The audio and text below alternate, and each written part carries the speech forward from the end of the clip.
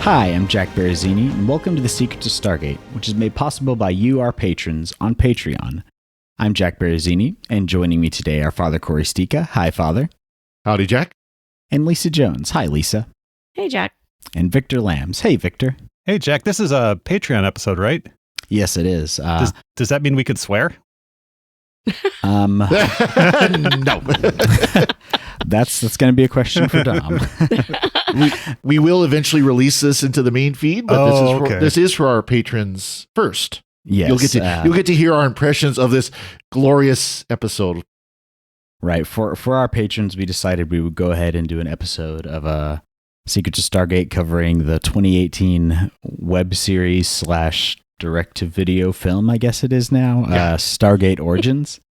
And if you're interested in being a patron, if you're not already are, which I assume you would be if you're hearing this soon, you can go to patreon.com/StarQuest and you can join down there. There's lots of fun perks. You get early access to these patron episodes and lots of other things. So I definitely recommend checking it out.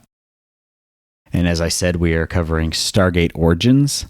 This is the 2018 web series that was MGM's launch title for their Stargate Command digital platform. And I don't think Stargate Command is still around, although they lasted 2 years. Yeah.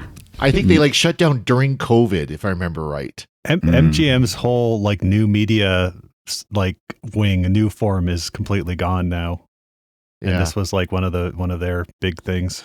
Yeah, it was interesting to do research on all the production companies around this and how most of them are no longer in existence. But it is cool that they did a lot of interviews and different behind the scenes things for older Stargate series on Stargate Command. You can actually get pretty much all of that on YouTube for free. They did move that over to a YouTube channel. So. By the way, I just looked it up. It lasted less than 2 years. It started in 2018 and they closed it up at the end of 2019.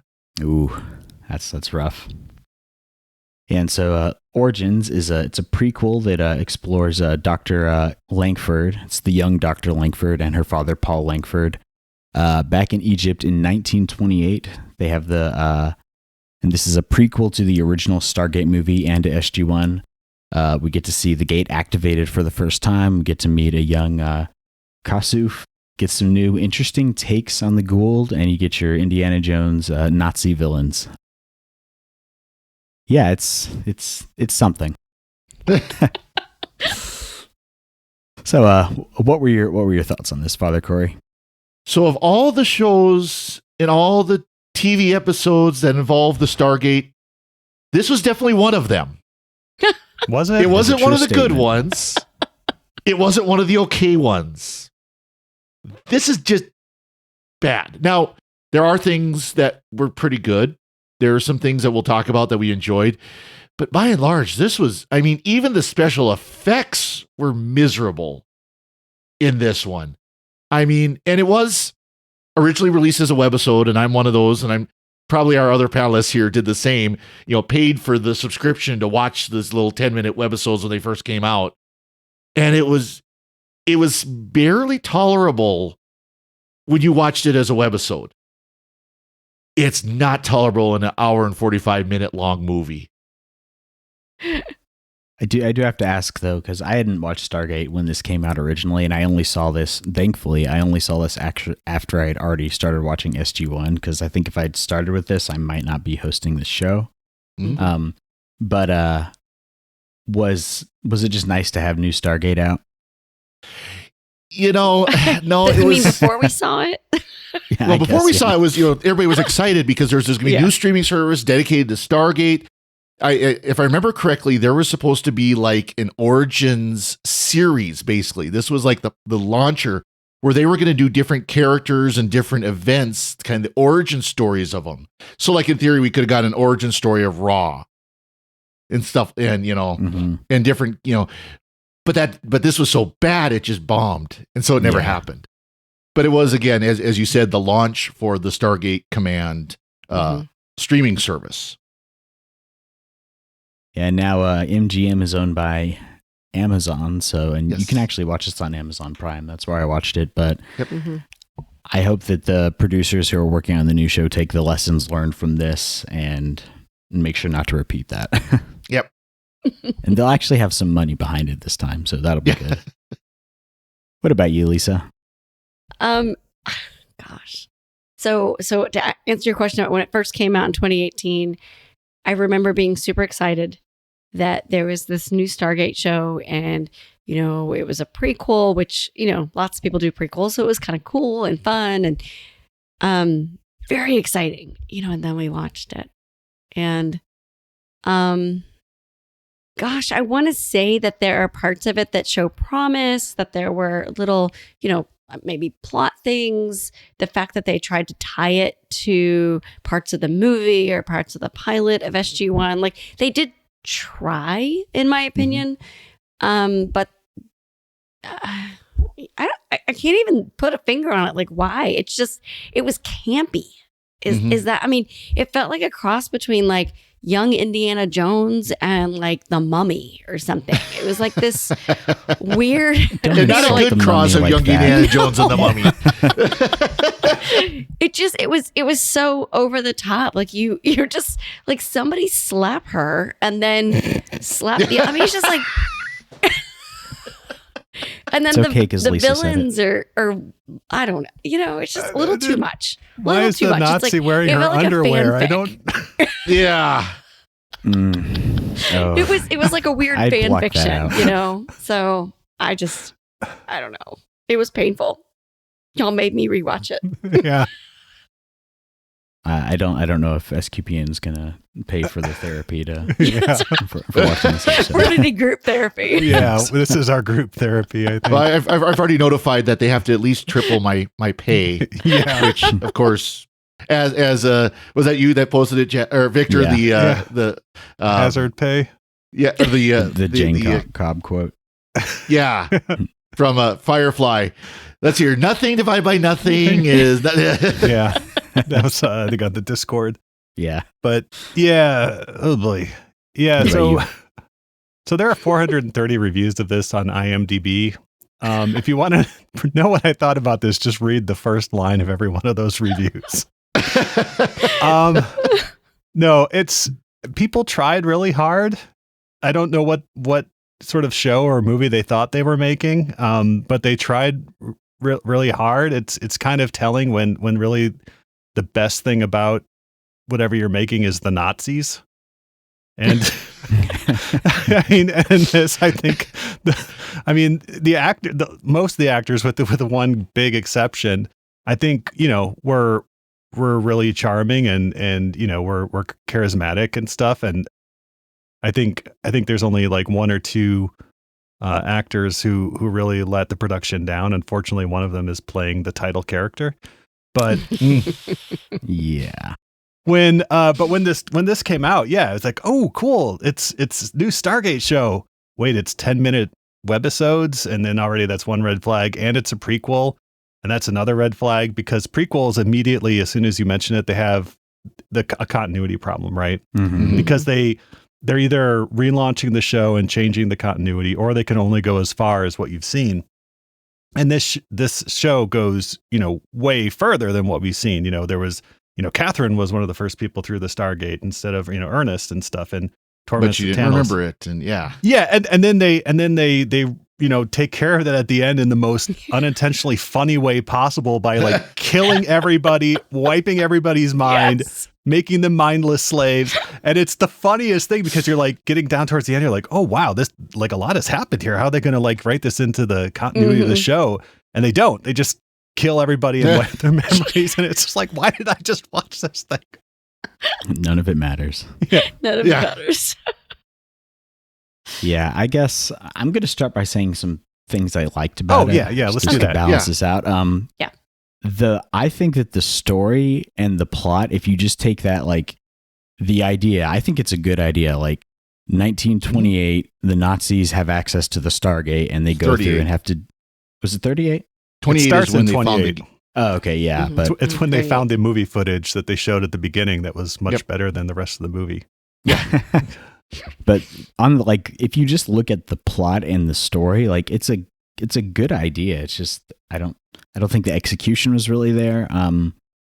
I thought the costuming was interesting. At least they were Mhm. trying to do something different. And I think you can see in the production that they did the best they could with what they had. And special effects weren't great, but I mean, that's also a lot of other Stargate where it's not fantastic. So none of that bothered me. And I did really like Siobhan Aladdin Yes. as what's the character's name? As Wasif. Yeah. Like I thought he was really good. He played his like comedic side character role Mhm. really well. I think he was probably the best one in the movie. The actor playing Kasuf, I think, also really shone through, Yeah. and he's Mhm. actually of the new cast. He's the one, Daniel Rashid. He's the one who has the biggest, career going following Mhm. this. Yeah, he did a good job. Yeah, they should have called it Origins Kasuf, in my opinion. I did like Connor Trenier. I think he did a good job as Professor Langford. But again, he was one of the few that could actually act. Oh, I mean, Well, yeah, and he couldn't do much. His hands were tied. yeah. For most. No, I mean, basically what he does is he sits there and he's like the computer translator on Star Trek.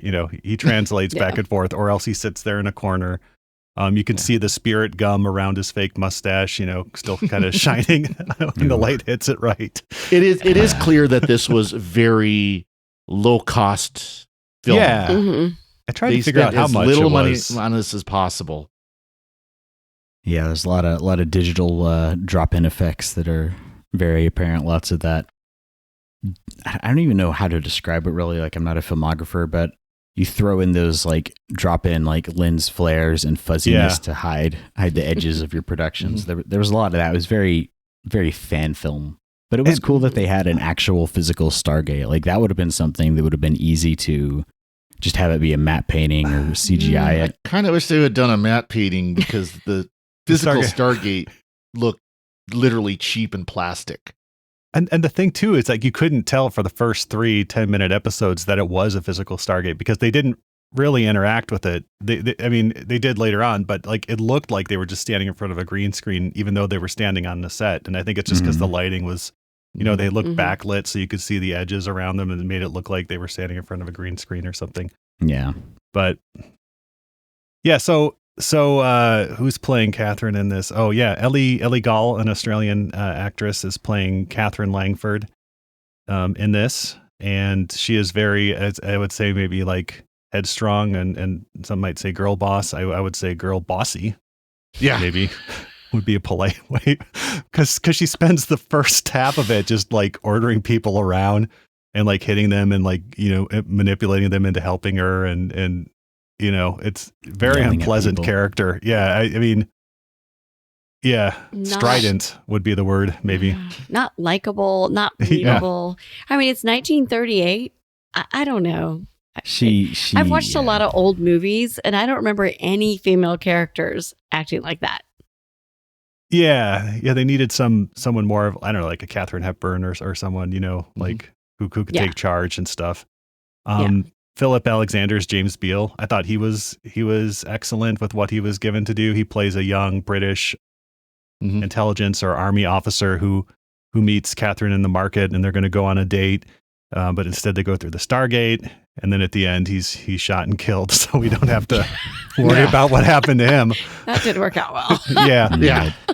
At least they're looking for him. Well, and then he was so basically incompetent. I mean, she was being the girl boss, and Yeah. he was kind of like, I don't know what to do. When Okay. did the bullets go in? He wasn't quite that bad, but yeah. No. Yeah, and like Wasif was the only one of the three who was really likable in my opinion and actually was helpful.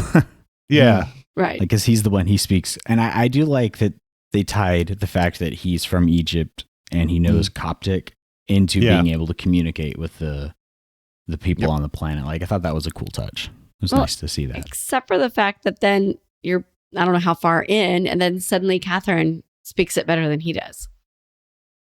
Because she just had to like realize that it was Egyptian and there was a Coptic Right. vowel shift or Right, something. And exactly. now she can speak Gould, language basically.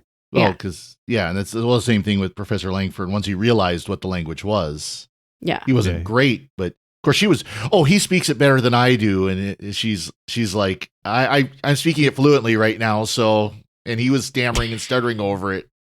Yeah. Yeah. Wasif was only recognizing certain words, and she's just whole Well, phrases and sentences. Yeah. The Katherine character in this is the linchpin of the story and also the absolute worst part of the story. And that's really where it falls apart. Yeah.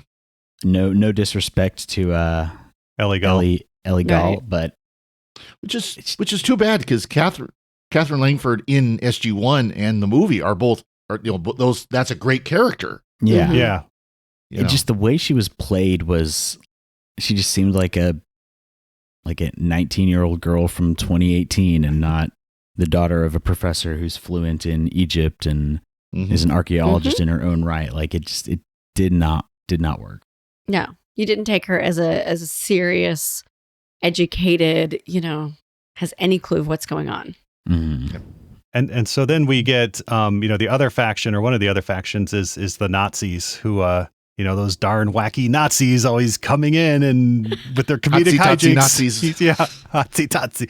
Yeah, we get Elam Orion as Wilhelm Brucke, or Dr. Brucke, who is leading the Nazis. He's the chief occultist for Hitler. Lots of talk of Hitler in this one. Mhm. Mm-hmm. And see picture of him too. Yep. Mm-hmm. And then we get Sarah Navratil, who plays Ava Reinhardt, which is kind of the Leni Riefenstahl character who's there to make the movie of his triumph and stuff. Which I did like. I did like her character a lot. The fact Mhm. that she's enamored with Dr. Brucke at first, but then comes to see how evil he is. The way he treats his own men, the way he treats Dr. Langford and stuff. But I liked his plan is basically to make, he realizes what the Stargate is. He's there to basically meet a god, show them a movie that shows them how mighty the Nazis are, and then basically form an alliance. And so I did like the whole thing with the projector. It's actually like a pretty good plan. Mhm. Like he actually has a Yeah. pretty good plan. Unfortunately, he's not surrounded by the most competent people. I mean, it was cool that we got an Ed Wood cameo, though. He played that one Nazi. Oh, did he? Oh, yeah, Derek Heinrich. Yes, Heinrich, the comic relief? Question mark. Yeah. There's a lot of like comic relief in this one. It's like, and now they're all smoking pot and getting high. This is Stargate. Yeah. It's like we could talk about that scene later, but yeah, Heinrich. We will. Heinrich is he's the comic relief, and you're like, oh gosh, this guy, he's like always like stumbling over things, like Mm-hmm. cross-dressing for some reason that's not explained in his character, and then at the end he just takes a staff blast to the chest and dies too. So Yeah, just walking up to the gate and blah, gone. yeah. Bad luck throughout. Yeah. Yeah. And then we get our Gould and her guard or hench person, Aset. Underling Gould. Yeah. Mm-hmm. It was. Yeah. What did y'all think of the costuming and like design they did with the Gould? Bizarre. Yeah. Yeah. And what was up with the eyes? Because they're not human. Oh yeah, but I don't know. It was creepy. And then put some pants on. I mean, Yeah. Yeah, they had kind of the booty shorts on or whatever those are called. I don't know, but yeah, I kind of, and then Aset, I kind of like expected like to be pelted with beads or something from a balcony or something, the way she was dressed. But yeah. Well, she wore the same outfit through most of the beginning, and then she changed her look like 5 times. Yeah. Mhm. Which I thought was, it was kind of cool, that they were trying to lean into. Like, I liked the part that she was a Gould who was there, for Ra, and so she was going to try to use them to, I liked all that. It just, and then we talked about the Harcesis child, but never did they really say what a Harcesis is or why it was bad. I mean, there were so many connections that if you didn't watch Stargate, would any of this make sense to you? I mean, I think they did it in such a way that you get the gist of this child is like a forbidden child of Ra Mhm. and they need to be gotten rid of, but you don't have to know what a Harcesis is really. Like there's a lot of, I think that, and I guess this is another positive spin you could put on it. They did a good job incorporating references that made sense in the story they were telling, but Mhm. also not making it so that if you'd never seen Stargate, you wouldn't get what was going on. Unfortunately, if you'd never seen Stargate and you watched this, you would never see any other Stargate. So Yeah, exactly. That's true. Yeah. Yeah, talking about the Goulds, I think. And I do like the Gould in this one. They do set it up within the context of the mythology of Ra. Mhm. And, you could at least see where this falls in the mythology. Mhm. And she's a little more. She's more sympathetic. Like actually, Yes. when she breaks Mhm. that the staff of Horus, the healing wand, that she actually, you see a tear being shed for doing it. That so Yeah. she actually, Mhm. because she was pretty much in rebellion against Ra, Right. and she was Yeah. trying to use the people on the planet to rebel against him. Mhm. yeah. Yeah, the magic stick number 2. I Yeah. did like the line about, you brought us to a land full of magic sticks, because you have the staff weapon, Yep. you have the wand of Horus that fixes things, and then you have Catherine's own magic stick, which is just a piece of wood that she uses to activate the ring transporter on Circuit's bracelet and stuff. So Which that's a good callback to the movie, because that's how Yeah. they activate it Mm-hmm. there. Mhm. Yeah, they kept all the same kinds of effects and everything, which was nice. They didn't feel the need to needlessly just change the look and feel of the Stargate technology. So, Mhm. Or I add like a bunch that. of new stuff we didn't need. and I like the staff weapon with that big like curved blade on it. It was a cool Yeah. variation Yeah. that I don't think we've seen before. Yeah, it was interesting looking at. I find the production behind this to be more interesting than the actual movie, just because if you look up pretty much anybody who was involved, like the producers, most of the the actors, writers, the writers. Well, it's funny. The one writer, what was his name? It's credited to 2 writers, Mark Evidson and Justin Michael Terry. Neither of them have anything else credited to them except for Mark Evidson has credits for this Catholic show called Catholic Central as like a set designer for it on Really? IMDb. Yeah, which weird. I've not heard of that before. I don't know if that's apparently it's like and a they have acting long-running- credits. Yeah, Yeah. Catholic Central TV series 2017 to 2023. But it would be interesting to hear, and I looked this up, and you can't find anything online about anything they've said. I would like to hear their opinions on the final product and like what they had envisioned. I do find it also very interesting that the director of this, Mercedes Bryce Morgan, if you go to her website now, there is not any mention of Stargate Origins at all. Probably displayed as the Captain Crunch commercial she did, but not Stargate Yeah. Origins. Yeah. So I would love to hear the people involved with this, their opinions of it, and like just that whole process. Because it's interesting that MGM's not a nobody company, but there's no real big names attached to this at all, other than Connor Trenier. Could you find anything about how he got involved in this? Because it does No. seem out of character. I mean, just to have one name, and he's been attached to Stargate. Yeah, I imagine the thought from was, Atlantis. Yeah, Mm-hmm. let's find an actor who is well known in sci-fi circles and has some connections with Stargate, but isn't too expensive. Yeah, I was gonna say, isn't doing a lot of work right now. Yeah. And then you can bill him as the top casting.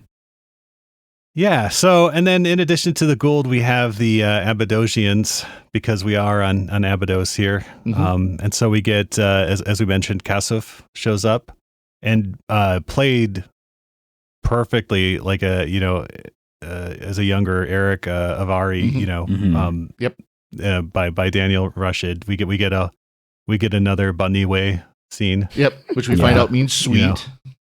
You know. Yep. And Yeah, and he's not in charge of the city of Nagata though. He's in charge of a tent. Yep. Mhm. Well, he's not yes. even. He's not even in charge of that. He's like a kid. Oh, that's right. Yeah. But Yeah, if they ever decide to do any more prequels, I would be totally fine with him bringing him back as Kasuf Yeah. because he did Mhm. really well. He got the mannerisms down and played Mhm. the character very well. He did. He wasn't too over the top. He Mm-mm. played it really in line with the movie and the first Stargate SG-1 episodes. Are the tent people mining? They're not mining Naquita, right? Or what do they do other than just hang out all day? yeah, I would assume that they were mining, part of the mining crew as well. I don't know, or they I were think- just like a caravan. Well, we did have the guy that was like mopping the floors and cleaning the Stargate in the beginning. So maybe they're like the hospitality cleaning Wasn't that crew. Kasuf? I think it don't remember. was. Yeah, Yeah. I think it was actually him. So he's the janitor. Yeah, Yeah, I feel like because Ra had been gone for a while, things had kind of fallen out into disorder, and they were just there doing what Aset was. They were like her lackeys, basically serving her. well, and she says at one point that this is my best servants. Yeah, Mm-hmm. And they weren't scared of her. They very No. much, she was their god, but they weren't fearful in any way. mm-hmm. Yeah, and then we get a dinner scene, which is very reminiscent of the original movie. Although they, as you had mentioned, Victor, they decide to light up at a certain point. Yeah. That was And it's- And overemphasized it. Like, yes. Yeah. and that leads They to could all have done sorts a of whole, sexy like- hijinks. Yeah. Exactly.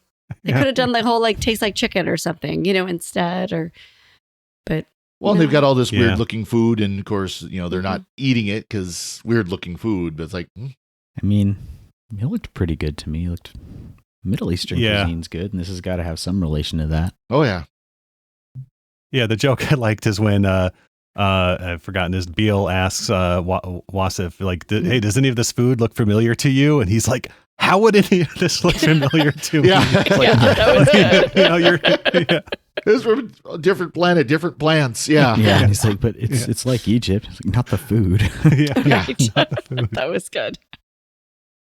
And yeah, they played well off of each other. Mhm. Mhm. And then There we was one Okay. part though. We got to talk about it. About the holding hands. Oh, more than holding hands. Yeah, Well, that's later Yeah. on. it's implied. Yeah, yeah. After Beale and Catherine go spend some time together, shall we say? Mhm. Then there's a scene where Wasif and one of the Motok. tribesmen, was that? What was his name? Motok is the Motok. Motok. Yeah. Mhm. Mhm. They start holding hands. They start holding hands, and of course, I did kind of laugh when Beale said, "No one's held my hands." It's like Yeah. you just got it on with the cute professor's daughter. You don't have to worry about someone holding hands.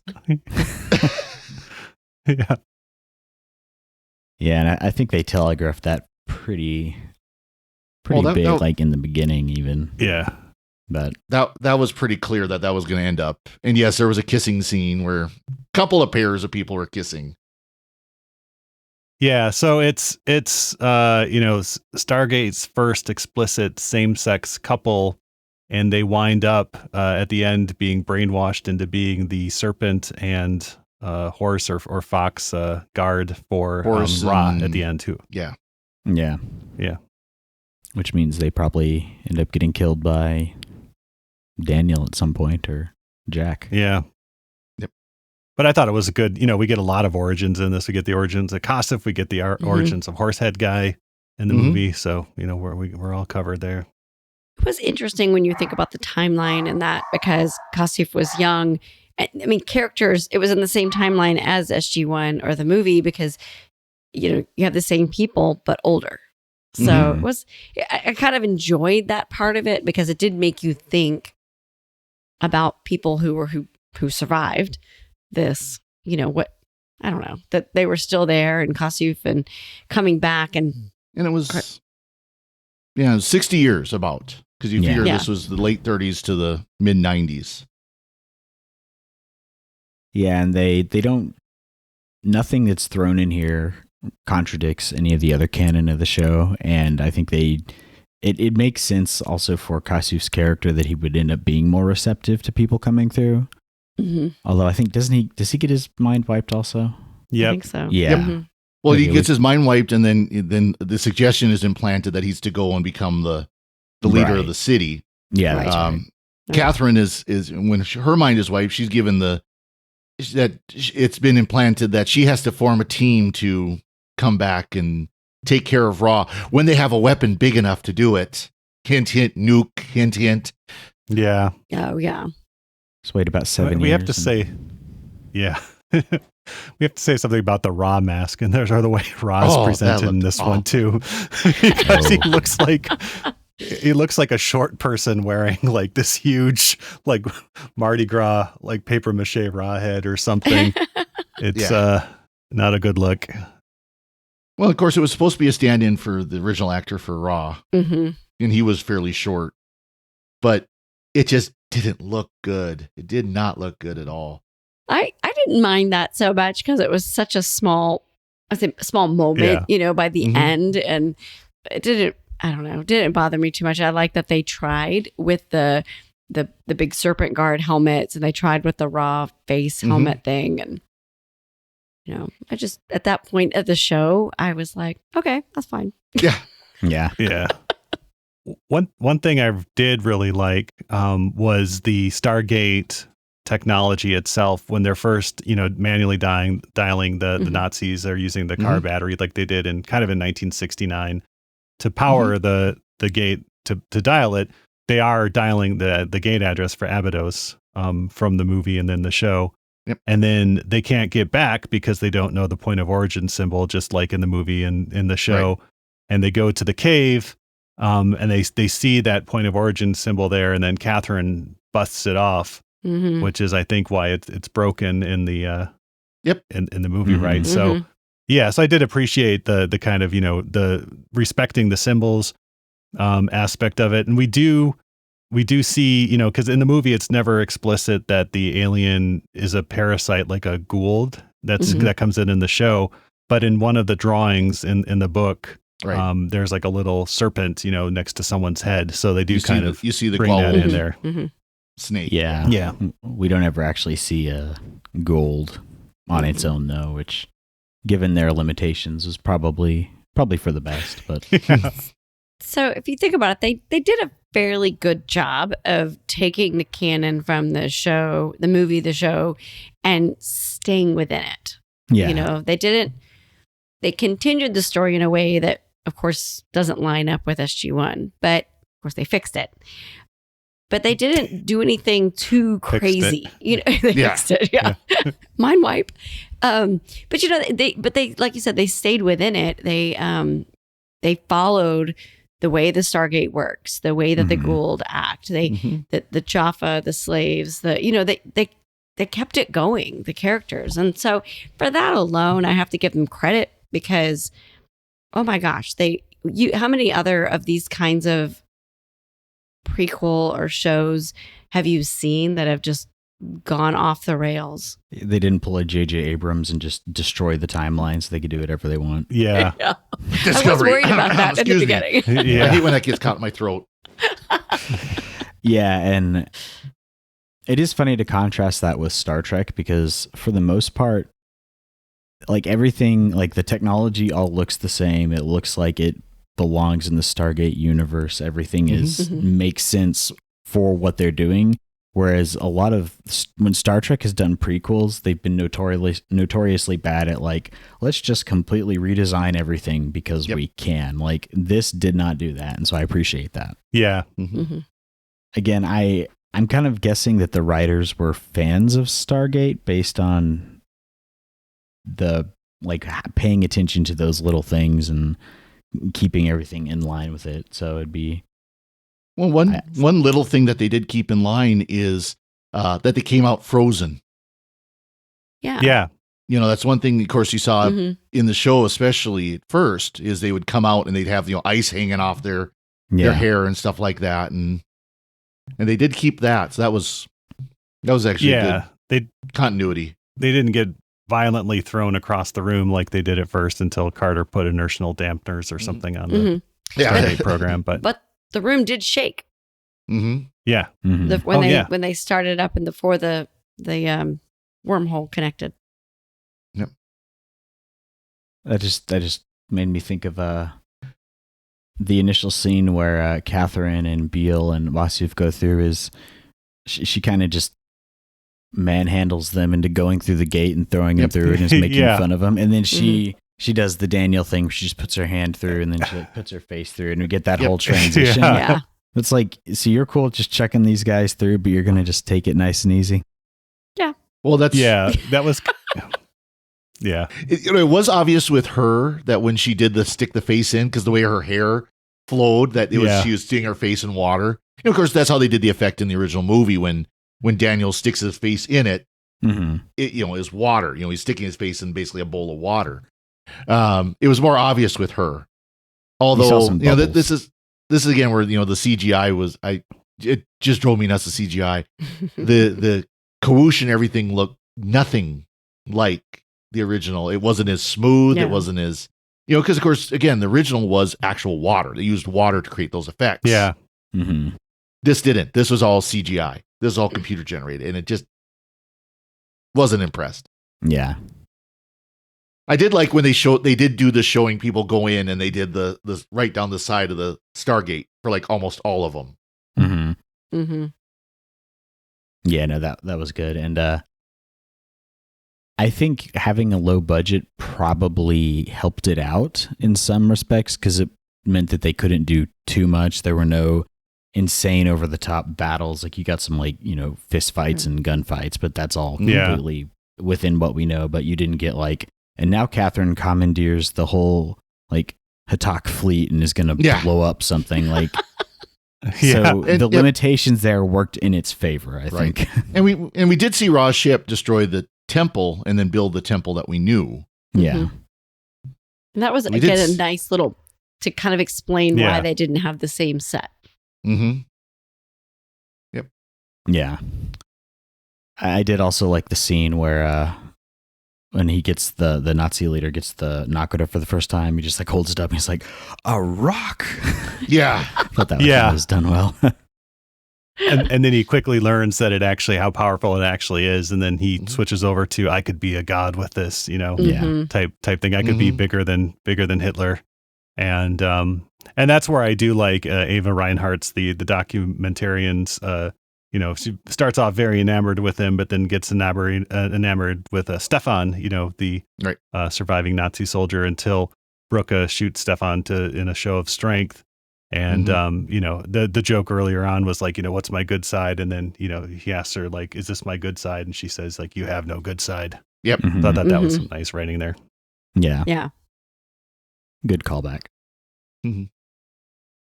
Awesome. I think we've probably about covered it. Did you have any other final thoughts?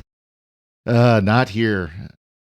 Yeah, I did like Kasuf playing with the flashlight. I thought that was a nice little comedic bit because he's never seen a flashlight before, and he shines it in his eyes, shines it in his mouth and stuff. So there's some, from the direction side of thing, I think this was very well directed. The writing, it's not Brad Wright, Malazzi and Mully Stargate writing. There's a lot of cringe moments in it. It could have been a lot worse. I think it could have been a lot better too. I don't I don't know how much this cost. It probably was the best it could be for the money they had, but I will never ever watch this again. Yeah, I would agree with that assessment. Although I will say, sitting down and talking about it and analyzing it, I do appreciate it more than I did initially, and I appreciate I think they get an A for effort, and there are still bits that you can glean out of it, even if the overall product is not at best to see. At best to see. Yeah. I think what bothers me the most is what it could have been. Yeah. Fabulous idea, origin stories of these major or not major, but maybe, characters we didn't get to delve into that much, I love the idea. I love that they wanted to produce more Stargate. I hate to see, there was no one from the original Stargate series involved in this, except for Connor Trinneer. there was nobody on the production side that I could find, or like you said, the writers, or I don't know. So it makes me fearful of what MGM's going to do next with Stargate. I would hope that they've seen how Paramount and CBS have handled Star Trek, where when Star Trek was brought back, it was Discovery, which is Discovery. And it seems like they've course corrected, because we've gotten Strange New Worlds and the third season of Picard and Lower Decks, which are very much more in line with what Star Trek should be and are really good. So I hope that they'll take lessons from that. And then also the fact that they have the Expanse writers working on it, and they're good writers. I don't know if that's official, but that's been the rumors, isn't it? Mm-hmm. Yeah. I think, yeah. And also they will have more than $5 to spend on it. So maybe they've learned a little bit in 5 years. It should have been kind of a warning when you look at the credits, and it only mentioned characters established by, in talking about Emmerich and Devlin. And nothing about SG-1 at all. Yeah. True, yeah. I mean, these characters were created for the movie, but still, I think you still mentioned the series there. That's true, because they didn't mention any characters that came out of the series, only that came out of the movie. Mm-hmm. I would also wonder if that has to do with how the rights shake out when you're crediting things. I think so, yeah. Yeah. Probably so.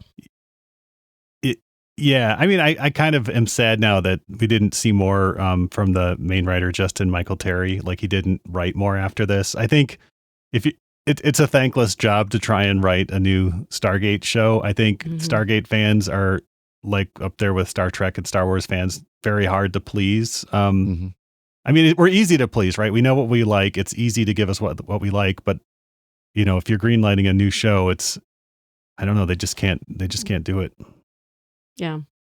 Yeah, definitely. And I if you look this up online, there is so much vitriol about it. So I just hope that everyone involved, like, I hope they don't take any of that to heart, or even like us talking about it. Like, my intention isn't to make anyone feel bad. Like, again, like was said at the beginning, everybody who's involved in it doesn't have it on their CVs. So that is very true. Yeah. It looks like they had fun making it, Yeah. And, yeah. From the behind the scenes and the interviews, and you think about it, Stargate fans are passionate, like you said, like about Star Trek fans or Star Wars fans or whatever. And maybe it's a sci-fi thing, but we're very passionate people, and we love our show, and you love the characters, and you want new stuff. But we want new stuff that reminds us of what we love about the old stuff. And so that, I think that's what, when you see that there wasn't the connection to the movie and the series in what they did here, it's like all the people involved, they had an uphill battle. So to all be new, trying to create something that the previous fans were going to embrace. Well, and look at the reaction to Stargate Universe, which, it's just kind of thinking about it. This was almost like an opposite reaction to Stargate Universe, that, Stargate Universe became so dark and serious and depressing that they tried to make something that was, light and fun. And I think they just went a little too far. And I think this is a trap that any science fiction franchise, or I guess probably not, I'm thinking of science fiction because that's what I know, but any franchise where you're making an installment in an established universe, like when the original Star Wars came out, or the original Star Trek came out, they weren't trying to be Star Trek or Star Wars. They were just, this is the thing. But when you're adding to an established canon and getting into an established universe, there's all these expectations that go with it, which automatically make it harder. For sure. Awesome. I think that about wraps it up. If y'all have no other thoughts. Awesome. Like we said at the top of the show, this is a special patron episode for the SQPN patrons on Patreon. So if that's one of you, you'll be hearing this soon, and if not, this will be dropped in the main feed at some point in the future for everyone to enjoy. And special thanks to all our patrons. Yes, we do definitely. this because we enjoy doing it, and you help us to do that.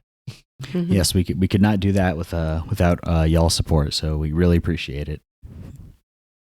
And until then, Father Cory, thank you for joining me and sharing the secrets of Stargate.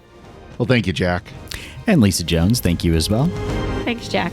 And Victor Lambs, thank you too. Thanks, Jack. And I have nothing left to say. Haram, I guess. Funny way. Funny way. Once again, I'm Jack Baruzzini. Thank you for listening to The Secrets of Stargate on StarQuest. Nobody's ever tried to take my hand. Right. We best be going.